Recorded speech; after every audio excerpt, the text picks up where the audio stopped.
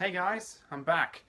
Now, it's been a while since I concluded my review series on the Mario and Sonic at the Olympic Games series, and I said I would do a video where I counted down my worst to best games in the series, like the ones I enjoyed the least or the ones I enjoyed the most.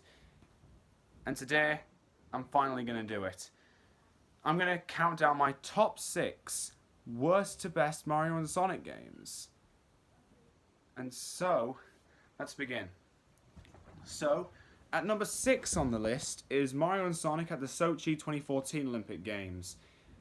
This one was released in late 2013 for the Nintendo Wii U, so exclusively for the Nintendo Wii U.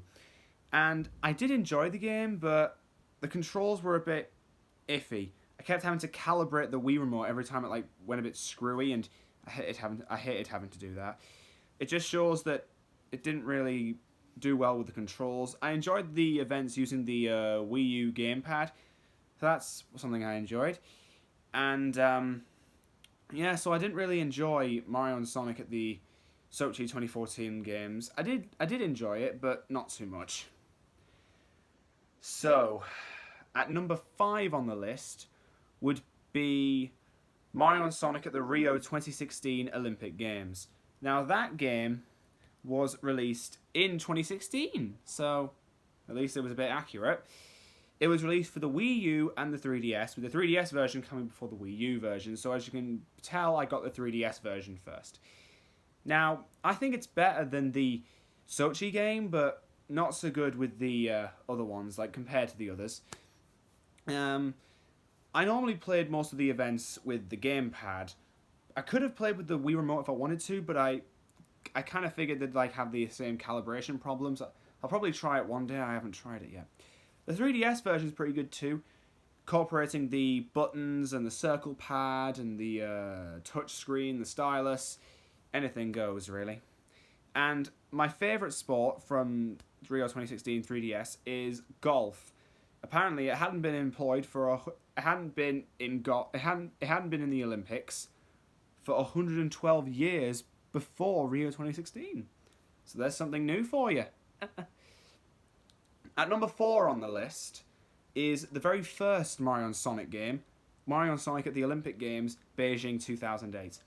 Now that is a really good game, but I think the other games just got a bit better. And I thoroughly enjoyed the game. I thoroughly enjoyed all the characters and all the characters to pick from and all the events to play and the dream events. Plus, it was just the starting point for the series, so they had to start somewhere. So that makes it number 4 on my list. At the halfway point is Mario and Sonic at the Olympic Winter Games, which was Vancouver 2010. Now that game is actually really good, as well as being the first winter title in the games. I loved the events they picked, like skiing, snowboarding, skating, bobsleigh, curling, ice hockey, you name it. It also introduced rival battles of the series, facing off against multiple Mario characters like King Boo, Dry Bowser, and the Big Bullet Bill, as well as facing off against loads of Sonic characters like Jet, Rouge, and Omega. I thoroughly enjoyed it, and the Dream events were pretty good as well, even having a Dream snowball fight in Christmas Village, and honestly, I think it's the perfect game to play at Christmas time. I think I got it Christmas a few years ago, almost a decade ago even, and I've loved it since. And number 2 on the list is Mario and Sonic at the Olympic Games, Tokyo 2020. This game is the most recent release for the Nintendo Switch, and unfortunately it's going to be the last entry in the series. Heartbreaking for you Mario and Sonic fans, I know, but if it is the final game in the series, then they ended off strong.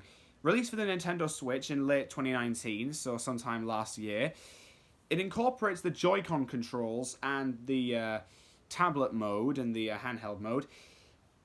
I tried it with the Joy-Cons myself, but I personally prefer button controls, and to be honest, that's my personal preference for any games with motion controls. I thoroughly enjoyed the story mode, whether you could switch between the 2020 Olympics and the 1964 Olympics, which were also held in Tokyo. And yeah, I love the game, and it's a brilliant game. All the guest characters you can play as are from Rio 2016, like Diddy Kong for Rugby Sevens and Dry Bowser for the Javelin Throw. And all the guest characters are back as well, like Rouge for sport climbing, Eggman Nega for judo, Jet for football, and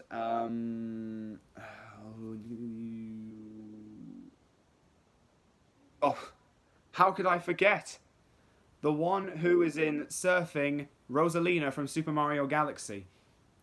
And so, with with those 5 games, my number 1 Mario and Sonic game is Mario and Sonic at the London 2012 Olympic Games for the Nintendo Wii and 3DS.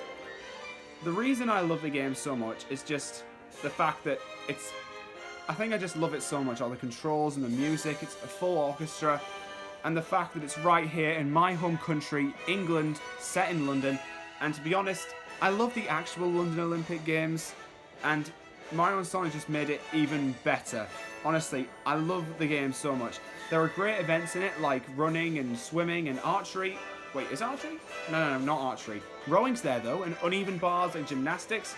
Honestly, the game is incredible, and if you guys haven't played that game, I strongly suggest you do. It's a brilliant game, and can I just say, the Wii case, it's boxed for the Wii version. It's actually yellow, unlike most games in the Wii's library.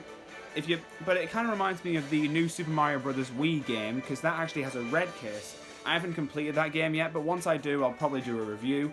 And so, Mario and Sonic London 2012, that's my favourite Sonic game. I mean, Mario and Sonic game, yeah, my favourite Mario and Sonic game. Let me know what you guys think about my list in the comments below, and let me know what your favourite Mario and Sonic game is, if any of you are Mario and Sonic fans. Let me know down in the comments below, and until next time, Pokemon Productions out, stay safe, stay healthy, and see me next time for the next video.